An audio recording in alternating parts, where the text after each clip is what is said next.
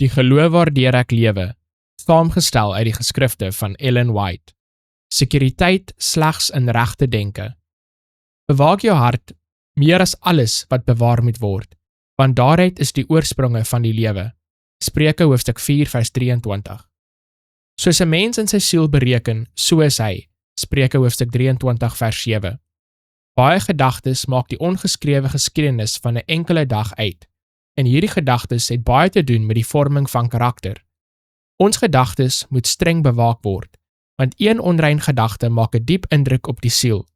'n Bose gedagte laat 'n bose indruk op die verstand. As die gedagte suiwer en heilig is die mens beter omdat hy hulle gekoester het. Daardeur word die geestelike pols versnel en die krag om goed te doen word vermeerder. En soos een druppel reën die weg voorberei vir 'n ander om die aarde te bevochtig, so berei een goeie gedagte die weg voor vir 'n ander.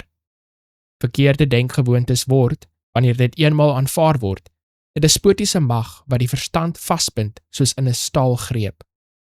Die gedagtes moet nie toegelaat word om los te loop nie. Hulle moet ingehou word, in gevangenskap gebring word aan die gehoorsaamheid van Christus. Laat hulle op heilige dinge geplaas word, dan, deur die genade van Christus, sal hulle suiwer en waar wees.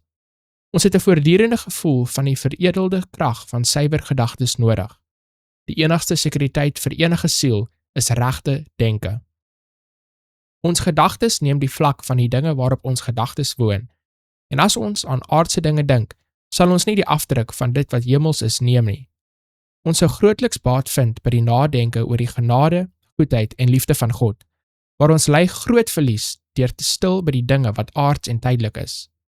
Alhoewel daar 'n besoedelde, korrupte atmosfeer rondom ons mag wees, hoef ons nie die miasma daarvan in te asem nie, maar kan ons in die suiwer lig van die hemel leef. Ons kan elke deur vir onrein verbeeldings en onheilige gedagtes toemaak, deur die siel, deur opregte gebed en die teenwoordigheid van God te verhef. Diegene wie se harte oop is om die ondersteuning en seën van God te ontvang, sal in 'n heiliger atmosfeer wandel as die van die aarde en sal voortdurende gemeenskap met die hemel hê.